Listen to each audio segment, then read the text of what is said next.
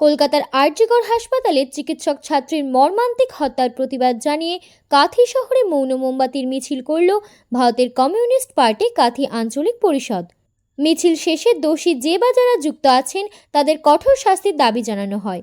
কর্মসূচিতে নেতৃত্ব দেন আঞ্চলিক পরিষদের সহ সম্পাদক তেহরান হোসেন, কৃষক নেতা তপন প্রধান, যুব নেতা শেখ আলী রাজা, শ্রমিক নেতা শেখ আশরাফ উদ্দিন, শেখ রবিউল খোকন দাস প্রমুখ। তেহরান হোসেন বলেন, কলকাতার মতো জায়গায় যেভাবে এই অপরাধ সংঘটিত হয়েছে তাতে প্রমাণ হয় এই রাজ্য সরকারকে অপরাধীরা নিজেদের সরকার বলে মনে করছে। অপরাধীর মন থেকে আইনের ভয় চলে গেছে। যেভাবে একজন ডাক্তারকে শারীরিক নির্যাতন করে হত্যা করা হয়েছে তা একটি বিরল ঘটনা। এই ঘটনায় জড়িত সকলকে কঠিন শাস্তি দিতে হবে।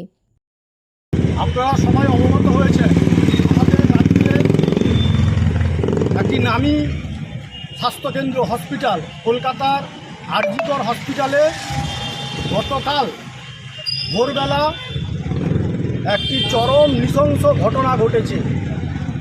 একজন 31 বছর বয়সী চিকিৎসক ছাত্রী, তিনি নাইট ডিউটি চলাকালীন যখন রেস্ট করার জন্য গেছিলেন, সেই সময় তার উপরে পাশবিক অত্যাচার করেছে এবং তাকে খুন করেছে।